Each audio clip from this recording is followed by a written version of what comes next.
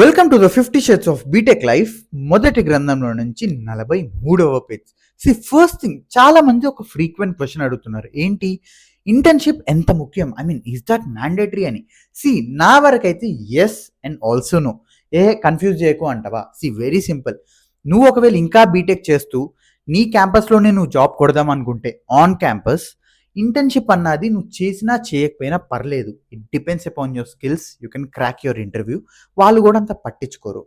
But నువ్వు BTech నుంచి బయటకు వచ్చేసరికి ఆఫ్ క్యాంపస్లో నువ్వు ఇంటర్వ్యూస్ ఇద్దాము అనుకుని నువ్వు వెళ్తుంటే నీ పోర్ట్ఫోలియో, ఐ మీన్ నీ రెజ్యూమే తీసుకెళ్ళి బ్లాంక్గా వెళ్తే ఆబ్వియస్లీ వాళ్ళకు కూడా సమ్ ఇంట్రెస్ట్ ఉండదు కదా.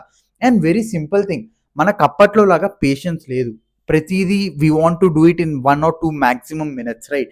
సో నీ రెజ్యూమే కూర్చొని చదవలేరు వాళ్ళు. So they expect something very attractive and very unique in thing. So వాళ్ళ నుంచి నువ్వు డిఫరెంట్ ఉండాలి అంటే నీ దగ్గర ఐదర్ ఎక్స్పీరియన్స్ ఉండాలి, ఐదర్ గ్రేట్ స్కిల్స్ ఉండాలి, ఐదర్ నువ్వు ఇంటర్న్షిప్స్ ఏమైనా చేస్తే దాని యొక్క ఎక్స్పీరియన్స్ చూపించుకున్నా they will consider, okay, this person have that intent, work చేయడానికి ఇంటెంట్ ఉంది, నేర్చుకోవడానికి ఇంటెంట్ ఉంది అని.